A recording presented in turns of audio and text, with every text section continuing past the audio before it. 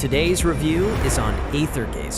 I've been playing this game since launch, and it stands as my second most played game right after Arknights. If you want an action RPG that actually rewards skill without draining your wallet, then Aether might be the game you've been sleeping on.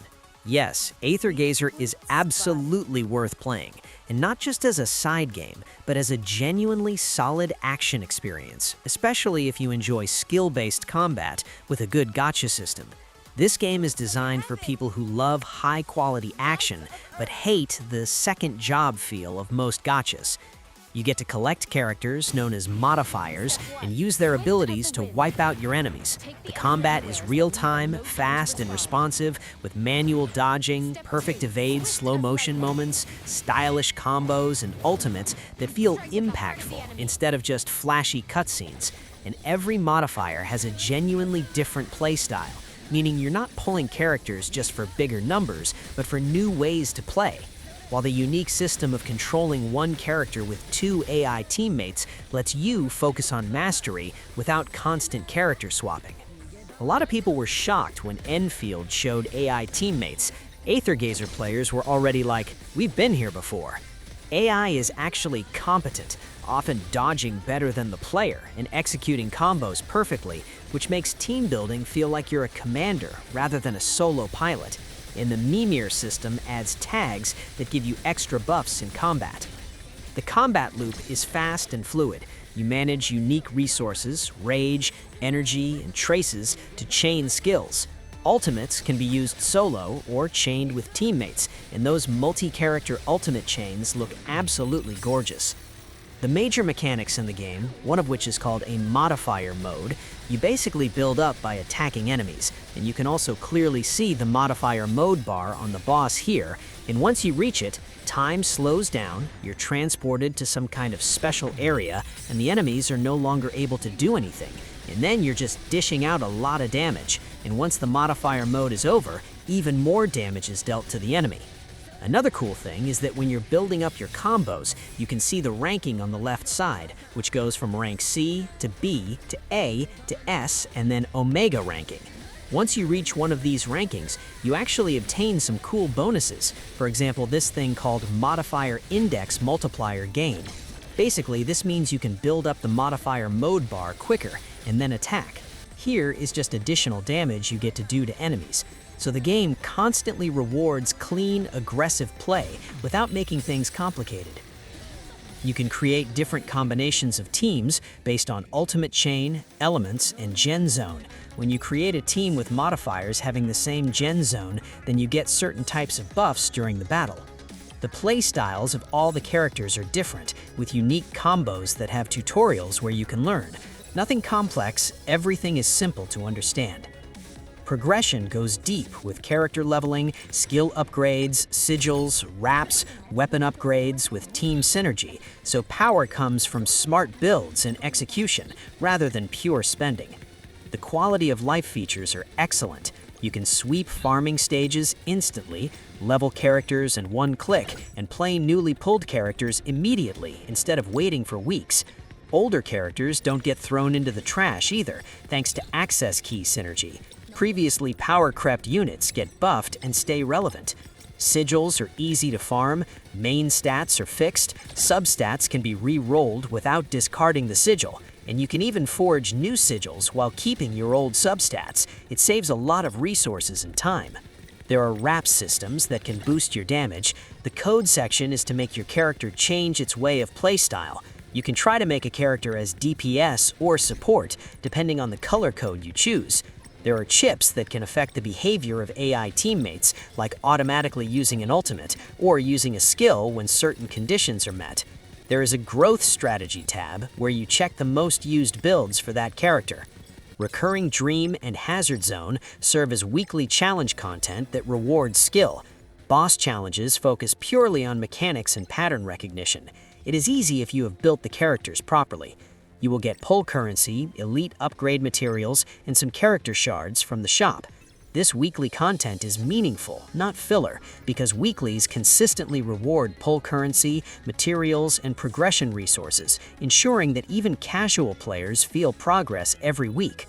Spirit Capture is another weekly content that gives us breakthrough materials and chips for AI. It's like Warzone, but doesn't force you to use meta teams. You can auto-clear it with AI teammates. I skip it as I have an overflow of materials. Dimensional Variable stands out as one of the best modes in the game, a mini roguelike experience where every run is different, offering random buffs, upgrades, team compositions, and build paths that completely change how characters play, making experimentation more important than meta chasing. And the newer rogue-style modes expand on this further with more replayability and scaling difficulty.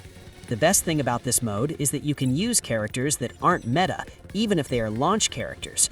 Here, Osiris is a 1.0 character who can annihilate enemies even going solo.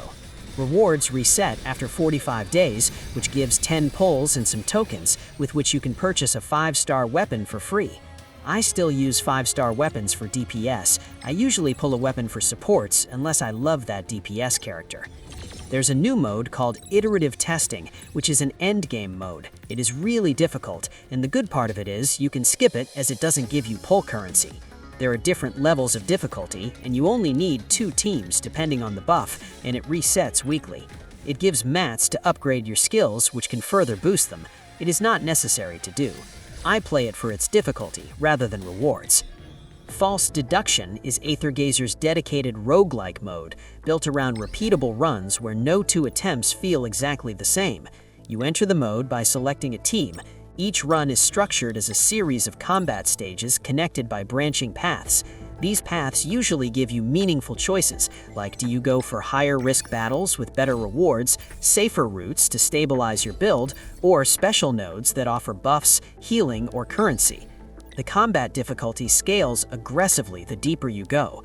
Early floors are manageable, but later stages demand proper buff planning, good dodging, and understanding enemy mechanics.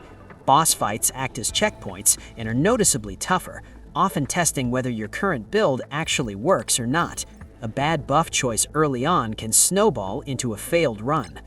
False Deduction also features run-specific resources and progression, meaning even failed attempts still reward you with currency or points that can be exchanged for permanent upgrades and survey rewards.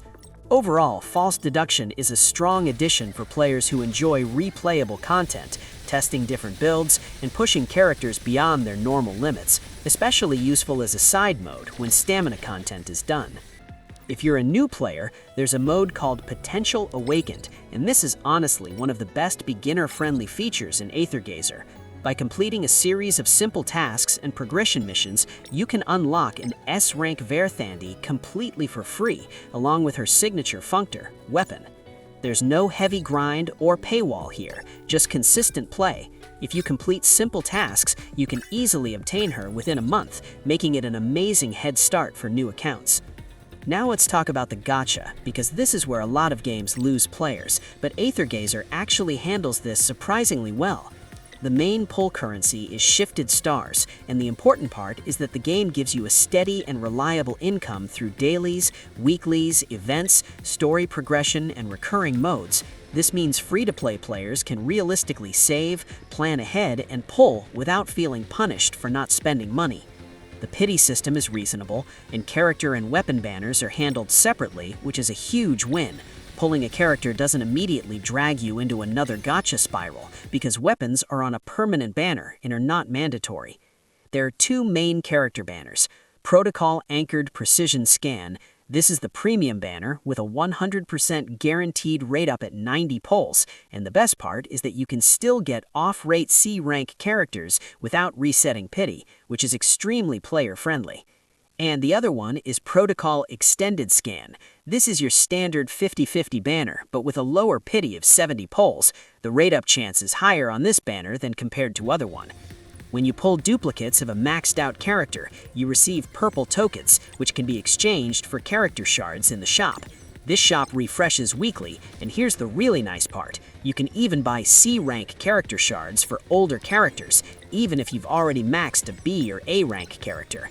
This system gives long-term value to pulls, instead of making dupes feel wasted. Overall, Aethergazer's gacha feels fair, predictable, and respectful of your time, especially for free-to-play and low-spending players. Some of the game's music is produced by Vanguard Sound, the same studio behind Punishing Gray Rain, and it absolutely shows. The soundtrack blends with cyberpunk, heavy rock, and traditional Japanese instruments, giving battles a high-energy, stylish feel that perfectly matches the game's fast-paced combat. On top of that, skins are more than just recolors.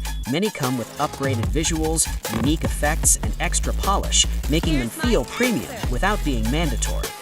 The game also features a dorm system with adorable chibi-style characters, where you can play minigames to increase trust levels. Each character has their own room that you can decorate using furniture purchased in-game. The most important part of this mode is the Training tab, which ties directly into progression. Instead of combat, the game introduces a unique PvP mode focused on idol-style dance battles, which is a fun and refreshing twist. You can earn character intel by completing specific tasks, most of which can be finished within 2 days. Since rewards reset weekly, it becomes much easier to upgrade older characters to SS or even SSS rank over time. Now let's talk about cons. RNG-heavy substat rerolls on sigils, which can be frustrating when optimizing builds. Almost 30 gigabytes in size for a non-open world game on mobile, which needs to be reduced, as they are losing some players from it. One of the reasons Alchemy Stars was EOS was because of its large game size. Adding more male characters would be a great move, especially considering the developers have already proven they can design them just as well as the rest of the roster. I want them to improve co-op battle events and add more of them, which may give a new direction for this game. Honestly, the marketing could be better. More on YouTube by uploading edits and shorts with some offline events rather than wasting money on CCs who don't play the game after sponsorship ends. They should also sell more merchandise IMO. Also, the God Eater collab was successful, so I hope they do more such collabs. Aether has an official PC client, meaning you can play natively on PC with smoother performance, better controls, and no emulator nonsense, which massively improves the action combat experience compared to phone-only titles. High-resolution textures, 120 FPS support, and customizable keybinds make the combat feel like a true console experience. Currently, you get a free S-rank selector if you log in now. It's the best time to start, as meta is changing, and you only need 2 well-built teams to clear 90% of the endgame. All the important resources, the shifted stars, and the materials are easy to get. None of the polls are locked behind super hard content, unlike other gacha. You also get free Scold, her free premium skin and interactive background, and free S-rank Lin Yun.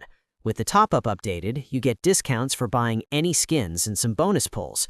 There is a selection banner where we can choose any character for the rate up.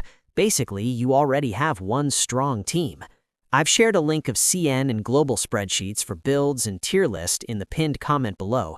Shout out to the creators. This is genuinely the best time to start. What really makes Aether worth playing is that it respects your time, respects free-to-play players, rewards skill over spending, and offers a ton of varied content without burnout. Visually, the game is stylish with strong character designs and a clean UI. The soundtrack fits the sci-fi tone with a small, friendly community, making it one of the most player-friendly and confidently designed action gacha games currently available. My final rating is 9.6969 out of 10. Not perfect, but dangerously close. Drop a comment and tell me which character is your favorite. If you liked my honest review, hit like and subscribe for more review like this. Thank you.